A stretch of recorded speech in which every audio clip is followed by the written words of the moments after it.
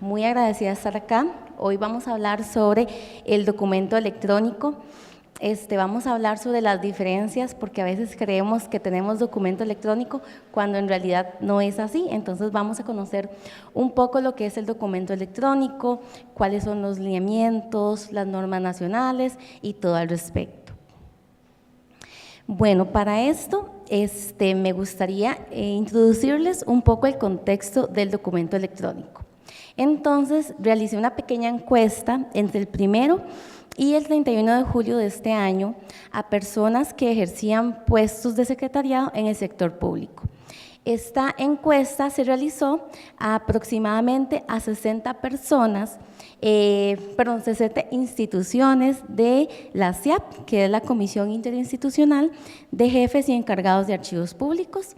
Entonces, bueno, realizamos la presentación, o más bien la encuesta, en estas instituciones y los resultados fueron bastante interesantes. Entonces, bueno, vamos a iniciar con el contexto. Como ustedes pueden observar en el gráfico, tenemos que un 71% corresponden a ministerios y adscritas, quienes fueron los que participaron de esta encuesta, y también un 28% del sector municipal. ¿Qué quiere decir esto? Que tenemos bastante población muy diversa en esta encuesta. ¿Qué datos nos arrojó esta encuesta? El primero de ellos es que el 100% de las personas e instituciones encuestadas producen y reciben documento electrónico. Entonces vean qué interesante, ¿verdad?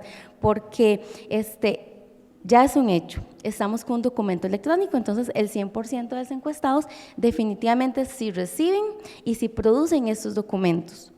Después, pues la frecuencia. Si ustedes logran observar el otro gráfico que tenemos a este lado, podemos identificar que un 71% recibe y produce documento electrónico diariamente. O sea, ¿qué nos quiere decir esto? Que es el diario de nuestro quehacer institucional, de lo que realizamos ya ahora en nuestras instituciones. Sí o sí, tenemos la presencia del documento electrónico.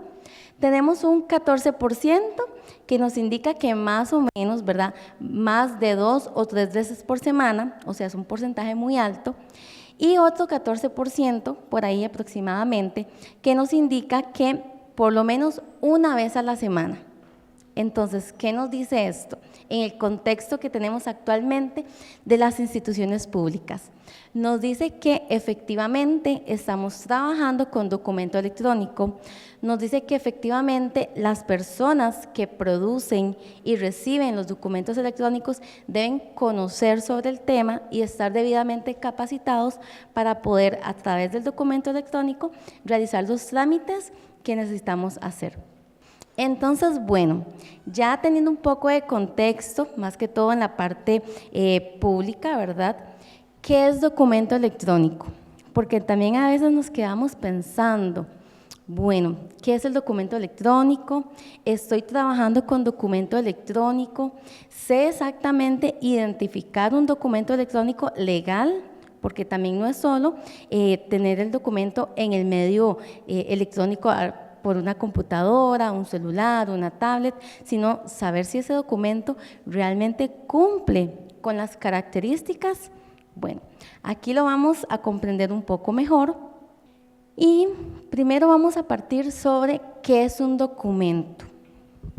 Entonces, si yo les pregunto a ustedes qué es un documento, ustedes me van a decir, bueno, un documento es toda aquella información que está plasmada en un soporte, ¿cierto?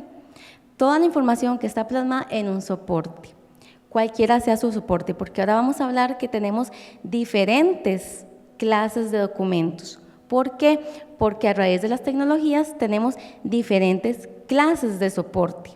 ¿Y a qué nos referimos con esto? Bueno, por ejemplo, las actas de las sesiones de juntas directivas. Ok, las actas son un documento, ya sea que esté en soporte papel, o sea que estuvo impreso, se firmó, tiene sus sellos o está en digital. Pero también las actas se realizan con base en una grabación, en una sesión. Entonces, la grabación de esa sesión, que es un documento en audio, pasa a ser también un documento. ¿Por qué? Porque es información que tenemos en un soporte. ¿Cuál sería el soporte? Pues el medio, el audio en este caso.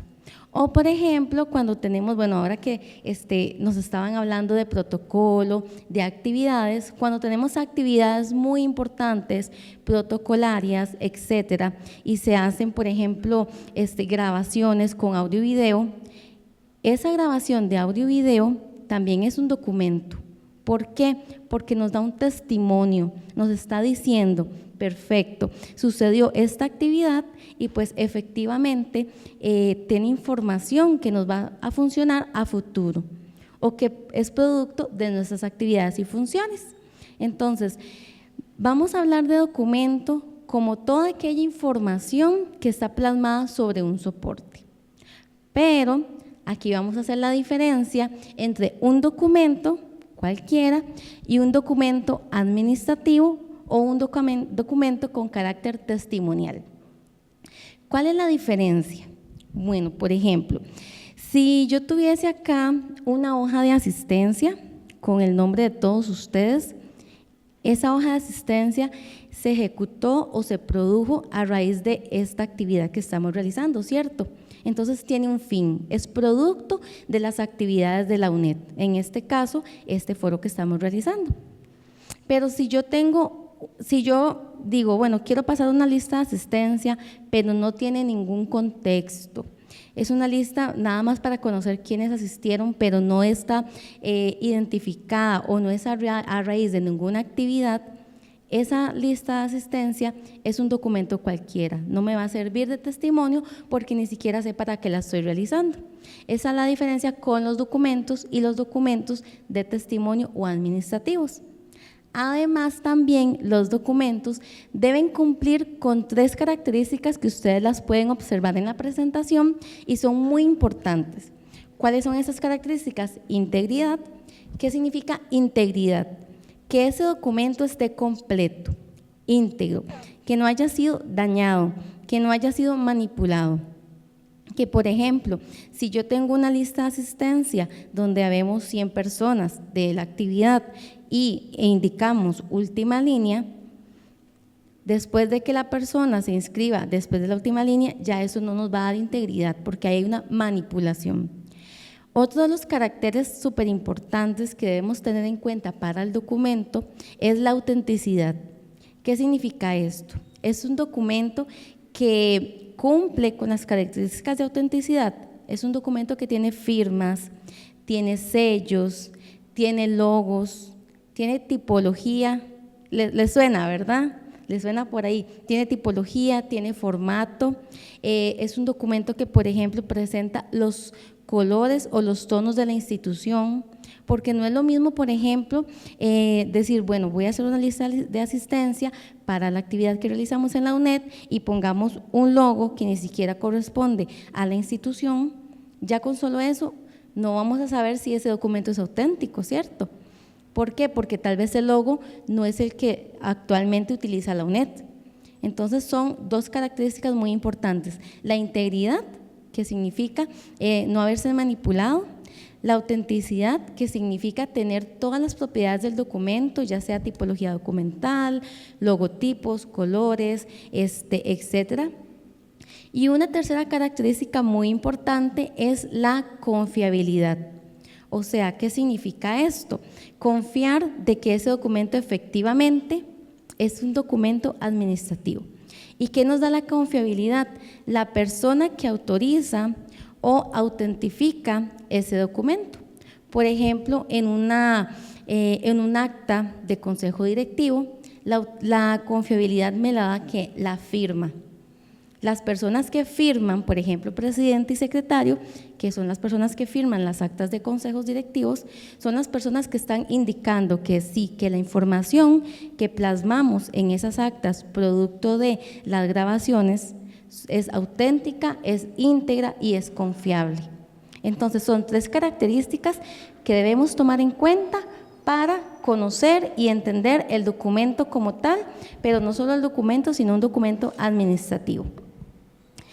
A raíz de esto, entonces, cuando ya conocemos la diferencia entre documento administrativo, vamos a hablar entonces de lo que es un documento físico, un documento digitalizado y un documento digital, porque son tres cosas muy diferentes. ¿Qué es un documento físico? Bueno, un documento físico es aquella información que está en un soporte donde yo puedo plasmar, yo puedo tocar, yo lo puedo ver, y pues generalmente sus características son visibles a simple vista, o sea, las tenemos acá. Y generalmente para darle autenticidad, integridad y confiabilidad lleva firmas manuscritas. ¿Cuál es la firma manuscrita? La firma que nosotros realizamos en el documento. Eso es muy importante. Luego tenemos el otro documento que es un documento digitalizado. Pero ¿qué pasa acá? Un documento digitalizado es un documento electrónico, pero no es un documento digital. Ahí ya radica una diferencia muy grande. ¿Y cuál es esta diferencia? Bueno, que el documento digitalizado nació o se produjo de forma física. O sea, su primer impresión fue física y luego por A por B se trasladó al mundo digital. ¿Por medio de qué? De un escáner, de una fotografía, etcétera. Eso es un documento digitalizado, el que primero se produjo o nació de forma física. Entonces, por ejemplo, tenemos el documento físico, que en algún momento, depende de la migración, puede ser un documento digitalizado. Ahora bien, tenemos el documento digital, que también es un documento electrónico. ¿Qué es un documento digital? Es un documento que desde su producción, desde su génesis, ya se da en el mundo digital, o sea, por medio de una computadora, de un teléfono celular, etcétera. Nunca pasa por un medio de transformación de soporte, siempre está de forma digital. Ahora bien, el documento digitalizado y el documento digital comparten una única característica. ¿Y cuál es esta? Que ambos son electrónicos. ¿Y por qué son electrónicos? Porque se visualizan, se conocen, se puede ver su información a través de un aparato electrónico o por un medio electrónico. Sin embargo, el concepto correcto es documento digitalizado y documento digital. En este sentido, es muy importante que cuando recibamos documentos podamos hacer la identificación de qué estamos recibiendo. Si estamos recibiendo un documento digitalizado o un documento digital, porque también su autenticidad y confiabilidad van a variar del documento que estamos recibiendo. Como dijimos, el documento digital nace 100% de un medio digital. ¿Qué significa esto? Que a la hora en que yo voy a darle la integridad, la autenticidad y la confiabilidad, tengo que firmarlo de forma electrónica o forma digital. ¿Y cuál es actualmente en Costa Rica la única firma digital que tenemos autenticada y certificada? La firma digital que nos da la certificadora del Banco Central de Costa Rica, es la única. Aquellos documentos que se firman, por ejemplo, con estos escáneres donde usted puede hacer la firma a través de una pantalla y se refleja, por ejemplo, en el documento o en los PDFs que nos da la opción de dibujar la firma, no son firmas digitales, son firmas digitalizadas y por ende su autenticidad legal cambia. Y es muy importante que conozcamos pues esas diferencias. Ahora bien, conociendo un poco sobre el documento electrónico, sobre que este documento es digitalizado o puede ser digital, vamos a irnos un poco a lo que es la normativa. ¿Por qué? Porque generalmente dicen, bueno, ¿y esto por qué? ¿En qué se dio? ¿Cómo salió? ¿Por qué tenemos documento digitalizado? ¿Por qué documento digital?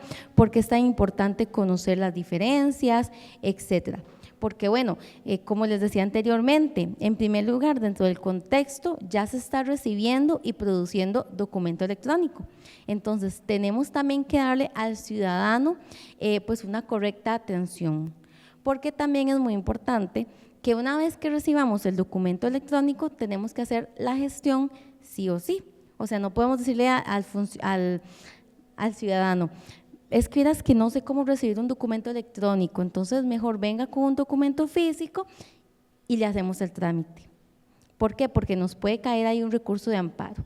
Tenemos que estar habilitados y tener las competencias necesarias para poder recibirlo.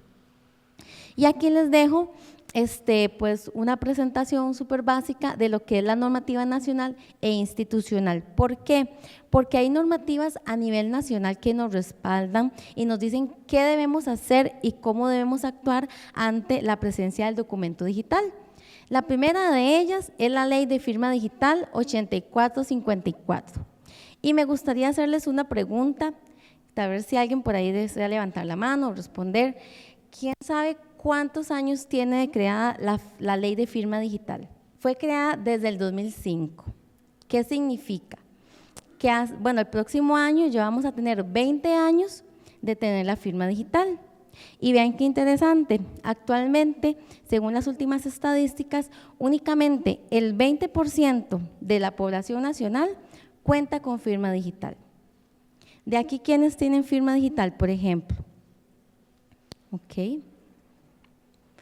Aproximadamente el 10-20% de las personas que están presentes. Entonces, vean qué interesante, porque desde el 2005 existe la Ley de Firma Digital, un año después su reglamento, o sea que estamos próximos a cumplir 20 años de creada esta ley y pues la población todavía no ha adquirido su firma digital. Ahí también tenemos que pensar que vienen las brechas digitales por muchos temas, entonces también es muy importante ver qué tipo de usuario y qué tipo de ciudadano estamos teniendo en nuestras instituciones. Instituciones donde pues sí, se puede implementar perfectamente el documento electrónico con su firma digital o ir variando e ir modificando poco a poco ese traslado, porque sí es muy importante. Como les decía, la Ley de Firmas Digitales tiene ya casi 20 años y actualmente solo el 20% de la población tiene firma digital. Actualmente, pero también en el contexto que vimos, todos los días se reciben documentos electrónicos, ya sean digitalizados o digitales, porque habíamos hablado de que ambos son electrónicos. Entonces, tenemos esta ley y también tenemos la norma técnica nacional para la gestión de documentos electrónicos del Sistema Nacional de Archivos. Esta norma técnica también es muy importante, esa fue aproximadamente el año 2020 y nos indica qué debemos hacer y qué debemos contemplar para poder gestionar de una forma correcta el documento electrónico. Cómo recibirlo, cómo realizar la trazabilidad, qué debemos tener en consideración desde la parte informática, operativa y demás. Entonces es una norma muy interesante porque también nos indica, bueno, si tenemos documento electrónico, esto es lo que debemos realizar. Casi 15 años después de que tuviésemos la ley de firma digital, pero ya tenemos también esta norma que nos orienta sobre qué hacer en caso de tener documento electrónico. Tenemos también producto del Archivo Nacional, lineamientos para la digitalización de documentación con la finalidad de sustituir el soporte original. ¿Qué significa esto? Bueno, yo les comenté hace unos minutos que el documento digitalizado es aquel documento que primero se produjo o nació en soporte papel y luego pasó a un medio digital, o sea, se escaneó, se fotografió y quedó en una computadora.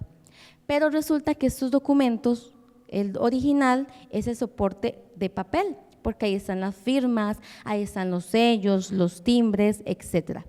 Pero resulta que debido a un estudio que se realizó y además pues por las tecnologías que actualmente están surgiendo, también por la cantidad de documentación que esto va generando, porque bueno, quienes trabajan en el área de oficina saben que años tras años vamos adquiriendo archiveros nuevos o estantes nuevos porque ya la documentación es mucha. Entonces se hizo un estudio y se trabajó en los lineamientos para poder digitalizar estos documentos y que esos documentos digitalizados pudieran cumplir con las características necesarias para poder sustituir el soporte original. ¿Qué significa esto? Que poder eliminar los documentos originales y tener como respaldo legal el documento digitalizado. Que eso inclusive ya es una opción que varias instituciones están realizando. Pero como les indicaba anteriormente, deben tener características importantes que nos ayuden a identificar la integridad, la autenticidad y la confiabilidad. Por eso se crean estos lineamientos, para decir, bueno, perfecto. Bueno, en el caso de la institución donde yo laboro, nosotros en el 2016 teníamos aproximadamente 2 kilómetros hacia lo largo de documentación que no había sido tratada. O sea, imagínense, por ejemplo, una calle lineal de 2 kilómetros. Y eso fue el producto de los últimos 20 años, donde no se hizo, pues tal vez, una correcta gestión documental. ¿Qué sucede? Que eso fue hace 20 años, hay que pensar los próximos 20 años. Por eso es que se redactaron estos lineamientos para poder migrar del soporte papel y poder pues tener un mayor espacio en las oficinas, cumplir con la parte legal para poder tener los documentos y toda la información digitalizada, pero que cumpliera con las características del documento electrónico. Entonces, bueno, esos lineamientos también son aproximadamente del 2020 a 2022, son relativamente recientes y nos indican también qué debemos hacer, cuáles son el paso a paso que debemos realizar, porque también la manera de escanear el documento tiene también su parte diferente a como lo hacemos actualmente, que es únicamente pasarlo por el escáner, sino que actualmente hay que indicarle caracteres necesarios para que ese documento pueda cumplirnos la legalidad del documento físico y original. Entonces tenemos a nivel nacional esas tres normativas que considero que son las más importantes y representativas dentro de el sector nacional. Luego también tenemos a nivel institucional, y ustedes me van a decir si han escuchado hablar de la política cero papel. ¿Quiénes de aquí han escuchado hablar de la política cero papel? Que me levanten la mano, por favor. Casi todos, ¿verdad? Que es algo que también venimos escuchando desde hace 5, 10 o 15 años, ¿verdad? Es que bueno, actualmente estamos en la política de cero papel y entonces ya no vamos a imprimir nada y ya todo se va a hacer por medio del correo electrónico. Excelente, muy bien. En realidad yo considero que tenemos que ir siempre al lado de la tecnología, pero de la forma correcta. ¿Qué pasa? Que hay instituciones que lanzan su política de cero papel, pero no tienen los mecanismos adecuados para cumplir su política de cero papel. Entonces, si ustedes van a las instituciones y consultan las políticas institucionales, creo que un 80 o 90% de las instituciones tienen esa política de cero papel. ¿Por qué? Porque pues obviamente hay instituciones muy longevas, como por ejemplo ministerios, donde ya literalmente los espacios para documentación física ya están muy llenos, inclusive contratan externos para que puedan almacenar esa información. De ahí es que sale la política de cero papel. Sin embargo, esta política también viene acompañada de una serie de requerimientos que debemos cumplir. ¿Para qué? Para darle al ciudadano, pues obviamente, un mejor trato y que también pueda tener legalmente toda la información necesaria. Y tenemos los lineamientos institucionales. Por ejemplo, hay instituciones que, bueno, dan ya sus propios lineamientos. Si tienen, por ejemplo, un sistema para documento electrónico, un sistema donde, por ejemplo, se gestione la correspondencia, un sistema, por ejemplo, que al menos les permita generar un número de consecutivo. Entonces, son lineamientos que las instituciones han ido realizando para poder crear su propia normativa institucional y poder, obviamente, hacer frente al documento electrónico. Entonces, esta es la parte de normativas que es importante identificar. Me voy a centrar un poco en la ley 8454, que es la ley de firma digital, y hay dos artículos muy importantes. El artículo número 9, que dice sobre el valor equivalente. O sea, me dice que el valor equivalente de la firma digital es igual a la firma manuscrita. Entonces, para cualquier acto legal podemos utilizar la firma digital, salvo aquellos actos donde es súper urgente o de mayor urgencia tener pues la presencia de la persona, pero si no, lo podemos hacer a nivel de la firma digital. Y tenemos el artículo 10, que es sobre la presunción de autoría. ¿Qué significa esto? Que si yo firmo un documento electrónico, yo no puedo decir yo no firmé ese documento, no puedo indicar el repudio. Si yo firmé ese documento, no puedo decir, bueno, es que yo, Stephanie Calderón, no estaba al tanto de lo que indicaba ese oficio o esa carta o esa acta, y entonces no puedo indicar la veracidad. No, si ya nosotros firmamos digitalmente ese documento, no tenemos derecho al no repudio. ¿Por qué? Porque se sobreentiende que a la hora de firmarlo digitalmente estamos en todas las capacidades intelectuales y legales para poder hacerlo. Porque a la hora de firmar tenemos dos claves, tenemos la clave privada y la clave pública. Y eso indica que tenemos un código como un tipo PIN, como cuando vamos al cajero automático, donde en teoría solo nosotros debemos tener pues ese número, esa clave. Entonces no podemos decir, uy, no, es que ese documento digital que salió, que se envió por correo electrónico, yo no fui la persona que lo firmó, si ahí está ya indicada la firma digital y se sobreentiende que solo yo voy a tener la clave del PIN de esa firma digital. Entonces, esos son como los dos artículos más importantes o representativos de esta ley. El primero que nos indica la equivalencia legal y el segundo que nos indica la presunción de autoría, o sea que yo sí firmé ese documento. Yo no puedo decir, bueno, es que yo le di mi firma digital a mi compañera porque yo ese día me enfermé y entonces la compañera yo le di el PIN. Bueno, ya si usted hizo eso, ya es un acto de su responsabilidad, pero usted lo firmó. Eso es súper importante. Y luego tenemos la norma técnica para la gestión de documentos, que está estructurada de la siguiente manera.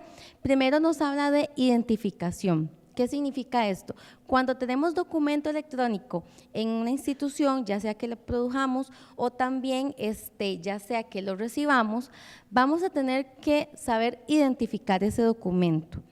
Tenemos que saber, y ahora vamos a hacer un pequeño ejercicio para que ustedes vean cómo saber si un documento efectivamente tiene firma digital auténtica. Después, producir o crear el documento. Eso es uno de los lineamientos que nos indica la norma, cómo producir los documentos, por ejemplo, qué tipos de formatos vamos a utilizar, porque podemos firmar digitalmente en PDF, podemos firmar digitalmente un Excel, podemos firmar digitalmente un PowerPoint, un documento en Word. Entonces, bueno, ¿cuál formato va a utilizar la institución? Eso también nos indica la norma.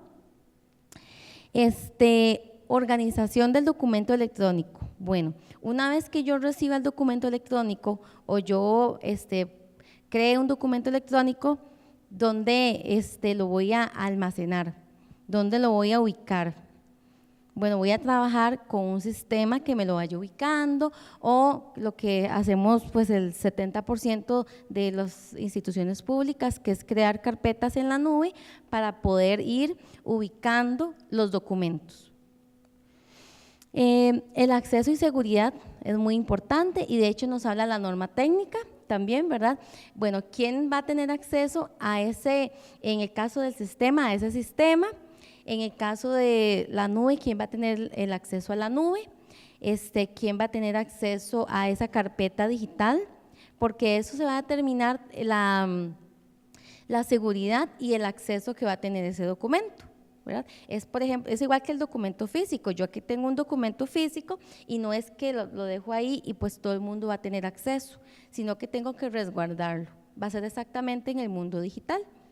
Y tenemos la disposición del documento, o por lo menos la norma nos habla de la disposición del documento. Nos habla sobre, bueno, después de que yo identifiqué el documento, creé el documento, ya lo clasifiqué, le di el acceso, etcétera.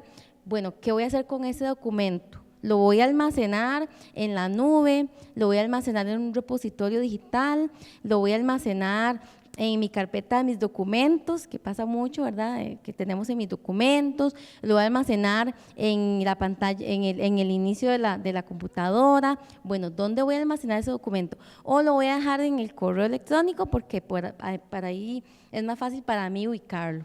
Bueno, todos esos son lineamientos que esta normativa nos indica que sí y qué evitar.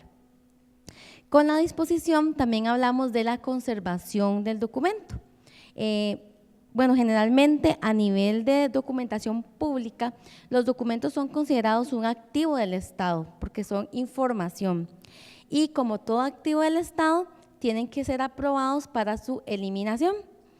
Entonces, por ejemplo, si tenemos documentación electrónica que tenemos que eliminar esa disposición, esta norma nos indica cómo tenemos que hacer para eliminar los documentos electrónicos, porque no es nada más dar clic derecho, delete o eliminar y ya se eliminó. No, es un poco más allá de. Entonces, todo eso nos lo indica esta norma que ustedes están viendo por acá. Ahora bien, hay documentos, por ejemplo, las actas de consejos directivos, que son documentos donde vienen decisiones muy importantes. Esos documentos son considerados de valor histórico para las personas, las instituciones y en sí, pues la normativa costarricense. Entonces, son documentos que tenemos que conservar por toda la vida. Bueno, la normativa nos indica qué prácticas tenemos que realizar para que ese documento se pueda conservar 10, 15, 20 o 50 años. Por ejemplo, nuestros expedientes de personal. Cuando nosotros ya terminemos de trabajar y ya nos acojamos a una pensión, una jubilación, nuestros expedientes de toda nuestra historia laboral van a estar en la caja del Seguro Social. Esos expedientes tienen una vida útil después de que nosotros fallezcamos o demás de 50 años adicionales. ¿Por qué? Porque hay personas que pueden acceder a nuestra pensión o jubilación. Entonces, todo eso se indica en esta normativa. Bueno, ¿qué debo hacer o qué paso seguir para poder garantizar que esos documentos se conserven tantos años?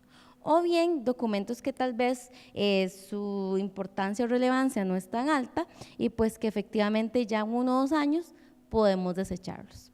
Todo eso lo vamos a encontrar en esta norma técnica, que si ustedes la quieren descargar pueden hacerlo ya sea en la página del Archivo Nacional o también en el sistema de jurisprudencia costarricense, ahí lo pueden descargar.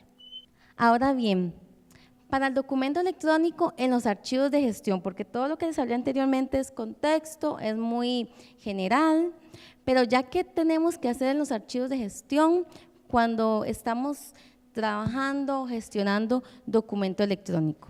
En primera instancia debemos contar con registros donde nos podamos cerciorar de controlar la entrada y la salida de esos documentos electrónicos, igual como lo hacemos en documentos soporte papel. Cuando, por ejemplo, hacemos cartas u oficios, tenemos un control del número de oficio que llevamos, ¿cierto? Vamos por el oficio número 57 del año 2024, terminamos o cerramos en ese año o en ese número, ya el 2025, el 1 de enero, iniciamos el número 1 del 2025. Va a ser exactamente igual en el documento electrónico, nada más que aquí hay una observación. Vamos a tener, y yo estoy segura que es así, que actualmente tenemos documento físico y documento electrónico. Esos dos consecutivos van a ir de la mano. ¿Qué significa esto? Que si yo emití un oficio, el número 01, y lo imprimí, lo firmé y lo envié, y mañana creo el oficio número 2, pero ese va a ser de forma electrónica o digital, con firma digital, ese oficio va a ir consecutivo del anterior, aunque su soporte sea diferente. ¿Por qué? Porque a fin de cuentas es el mismo tipo documental. Estamos hablando de cartas, no más. No estamos hablando de cartas físicas, cartas electrónicas, estamos hablando de cartas, de oficios.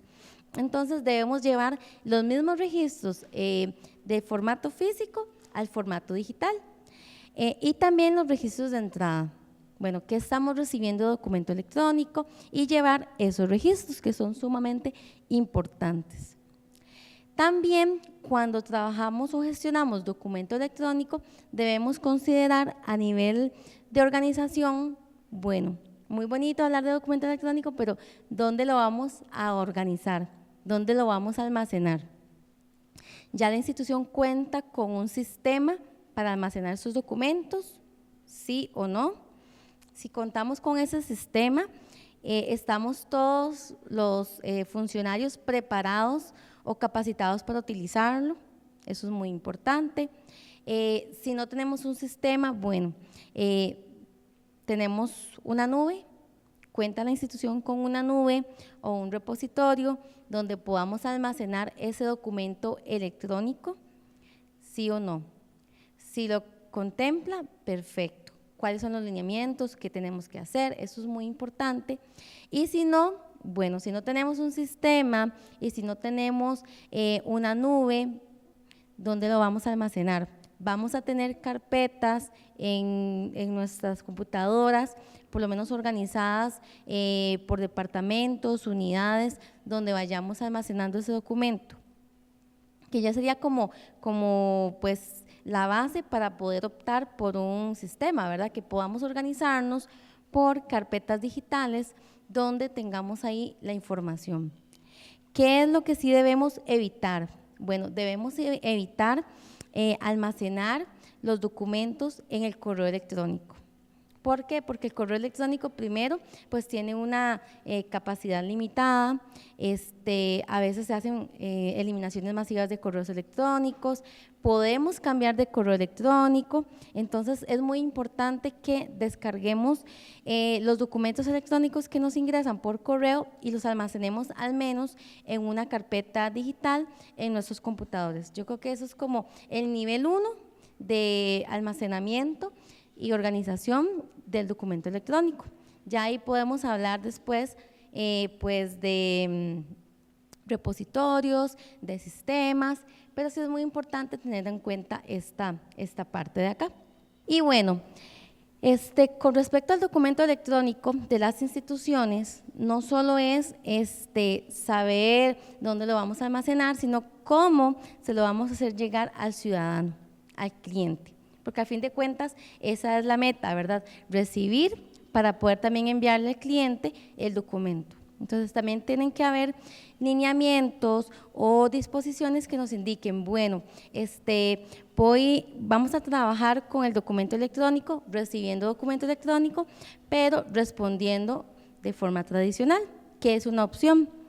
La otra opción que podemos hacer es trabajar o recibir documento electrónico y responder de la misma manera, de forma electrónica. Ambas son válidas. ¿Por qué? Porque generalmente nos indican que no podemos hacerlo híbrido y sí podemos. Tenemos acá un ejemplo de documento electrónico y la forma de validarlo es dando clic en la firma electrónica, que es un icono que ustedes ven al lado derecho, donde están esas líneas, y dice propiedades de la firma. Si el documento no tiene eso, es porque no es electrónico y es únicamente una imagen. Y ahí, cuando ustedes le dan clic, va a aparecer esta información, que son unos cuadros que nos indican que el documento ha sido firmado, la hora, el día, inclusive el lugar y hasta cuándo tiene esa validez. Solo así podemos verificar un documento electrónico. Y bueno, para finalizar, me gustaría darles unas perspectivas o resultados de algunas personas encuestadas. Y ellos indicaban que dentro de las ventajas del documento electrónico tenemos la rapidez, tenemos, por ejemplo, el ahorro de espacio físico, tenemos, por ejemplo, la comunicación más asertiva y más rápida, tenemos menos papel, más agilidad, tenemos, por ejemplo, facilidad de creaciones, facilidad de consulta y agilidad en trámites. Eso es lo que realmente debería ser el documento electrónico. Pero también nos encontramos dentro de las limitaciones las siguientes: falta de un gestor o un repositorio donde poder almacenar esos documentos, que creo que es como lo que actualmente estamos hoy en día indicando. Cómo preservar esos documentos a largo plazo, la brecha digital, que hablamos también anteriormente, no todos tenemos las mismas competencias o estamos formados de la misma manera para poder identificar los documentos electrónicos y trabajar en ellos. Y una de las más importantes es falta de conocimiento del documento electrónico. Esas son algunas de las limitantes que encontramos pues, en la aplicación de la encuesta. Eso sería todo, muchas gracias, y si alguno o alguna tiene una pregunta, con mucho gusto.